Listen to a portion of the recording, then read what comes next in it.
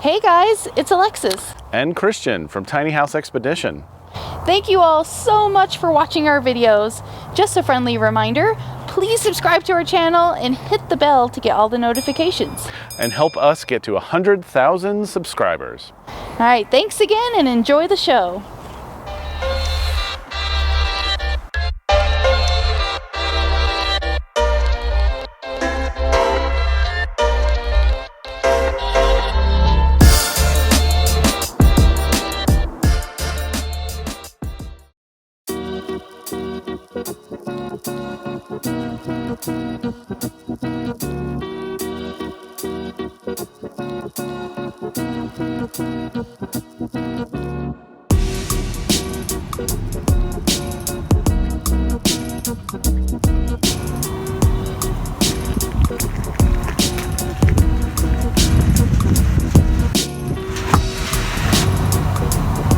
It's official. Oh, hey. We're in Oregon. So just leaving California and Oregon. Woo!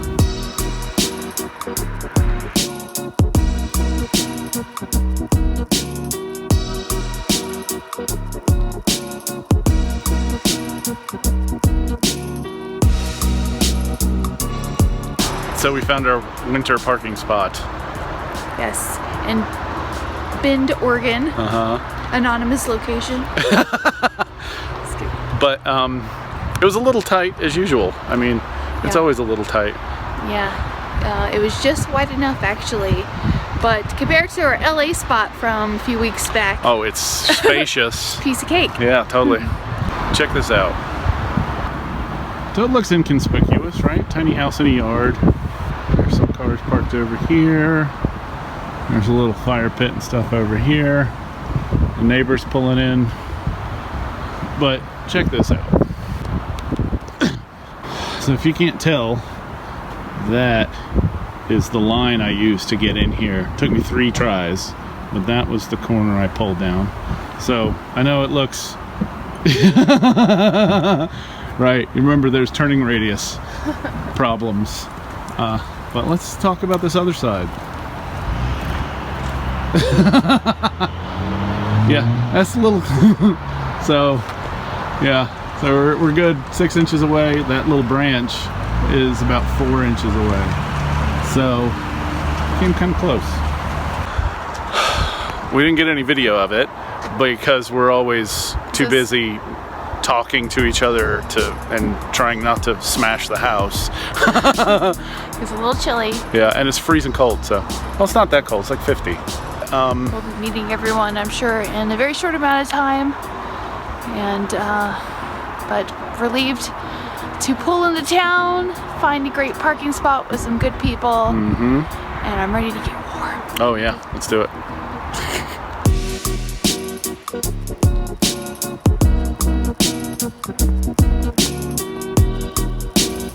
What's happening, everybody? Welcome to another episode of today's Tiny House Parking Spot.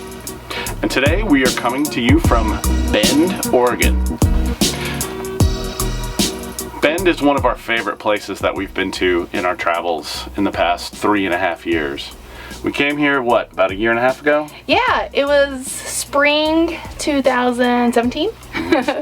And it is like a great town. It is just the right size. It has so much going on, and proximity to like outdoor activity is absolutely killer.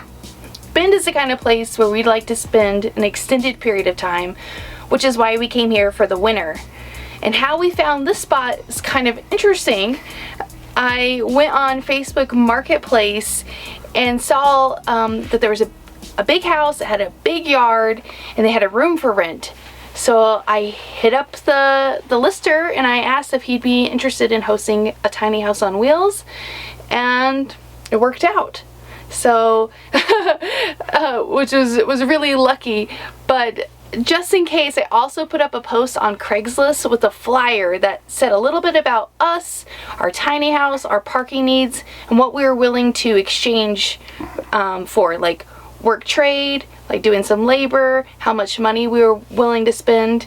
And I actually got like 3 or 4, I think it was 4 parking offers, so which is great. So it's nice to have those as backup options. But we're so happy this spot worked out because it's super close to everything. And even though it's like right in the heart of town, it has a feeling like a compound. I guess maybe that sounds weird. It's because there's a lot of different things going on here, and there's a few different houses on this one piece of property. So yeah, it does feel like that. Everyone's super friendly. There's the big house that has like 10 people living in it, renting rooms or suites within the house.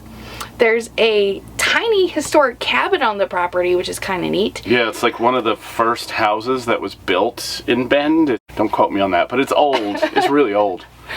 And there's a RV pad in the back with a 5th wheel on it. But I think my favorite of all our neighbors are the dogs. There's like 8 super cute, friendly dogs here. I'm a sucker for dogs. 2 of those are French bulldogs.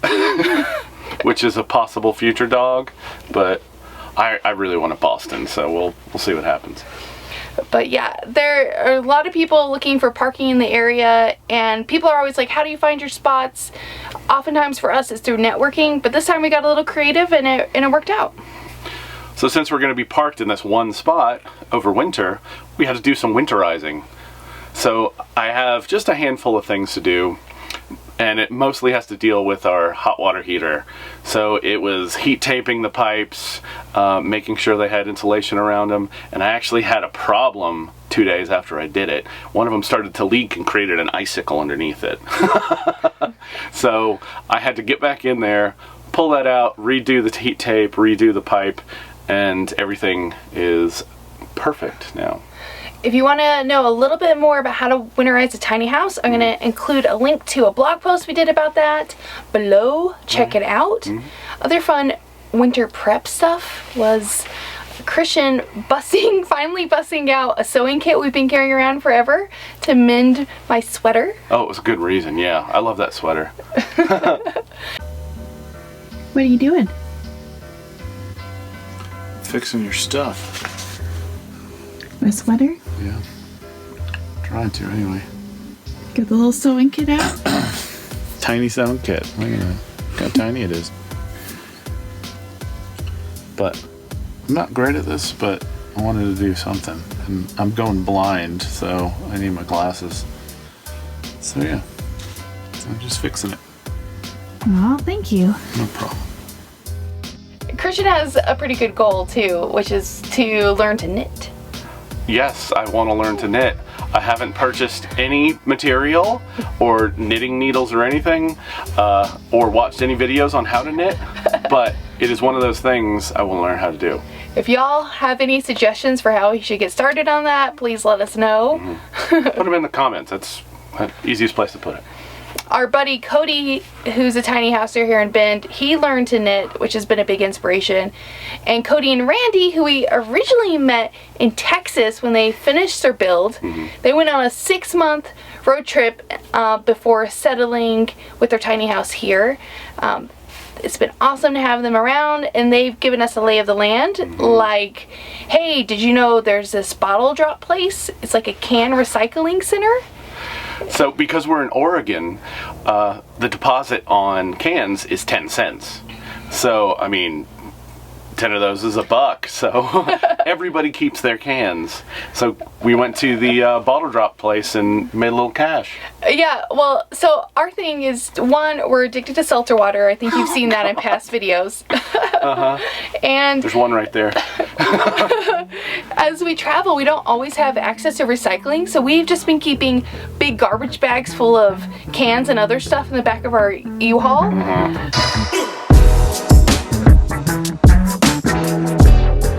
Now it's time to run some errands. Yay! Gotta get chains. We're gonna get chains for the rented U-Haul van so we can drive in the snow. Yep, because we gotta get up to Mount Bachelor to snowboard. Yep. And we can't always rely on our dear friends to give us rides. Which they do all the time. We gotta get my snowboard waxed. We're going to drop our cans off at the can recycling. Yep. Because we get dimes for them.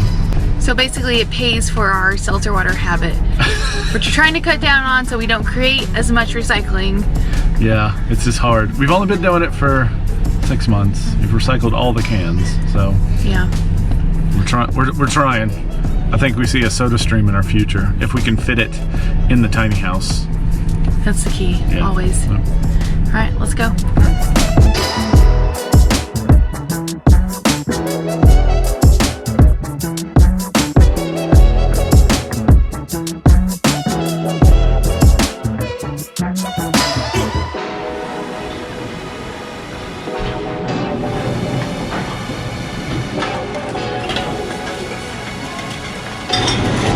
Dimes back.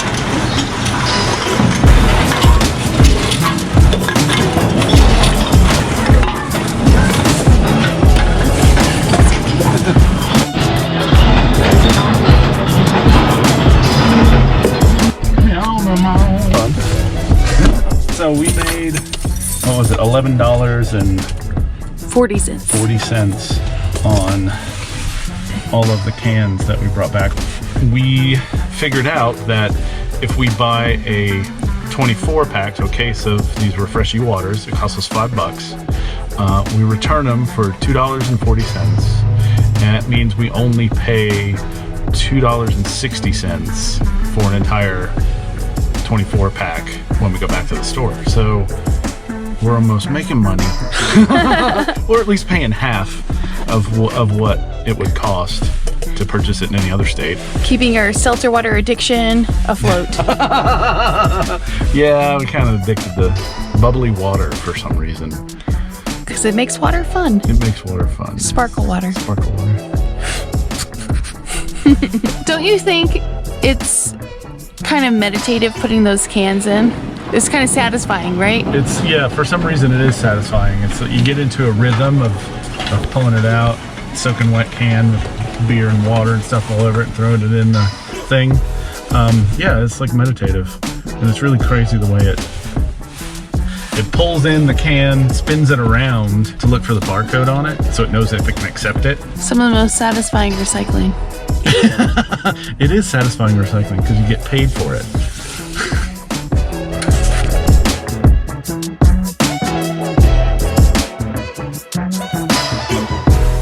So when we first went in, we made $35 and bought some Chinese takeout. But now pretty much the money we make goes right back into the seltzer we buy, so it's a nice like closed loop system. Yeah, totally. So one of the great things that we got to do while we've been here already is Alexis's son Garrett got to come and spend Christmas with us. Yeah, he spent 2 full weeks with us. It was awesome. So we flew all the way across the country from North Carolina, which he's done once before. It's a pretty long trek for him, but he's a pretty brave 12-year-old kid. And we just had a great time, just pure family time, hanging out. We got to explore Bend a little bit with him, check out some of the cool parks nearby, do some fun Christmassy stuff.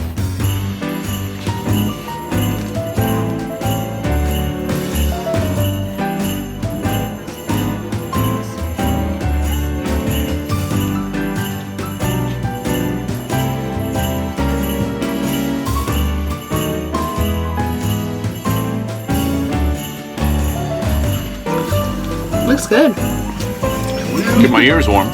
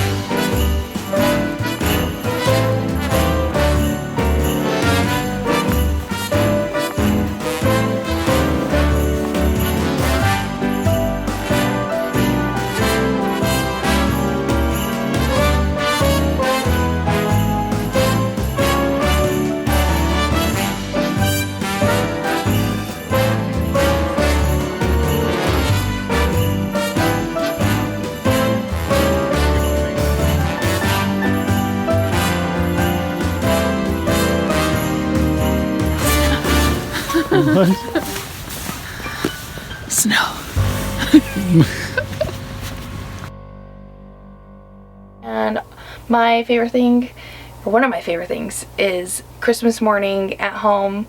I've always loved being a little Christmas elf and going all in on all that stuff, and it's kind of one of our special things, Garrett and I, so it's really cool to experience that with him. Well, we'll see you guys next time. Remember to like, comment, and subscribe, and please hit that bell. Yeah, ring that little bell. And remember, new videos every Thursday. Thanks, guys. All right, take it easy. See ya. Bye. Hey guys, Alexis and Christian here with Tiny House Expedition. Don't forget to like, comment, and subscribe. And click left or right for more tiny house stories and tours.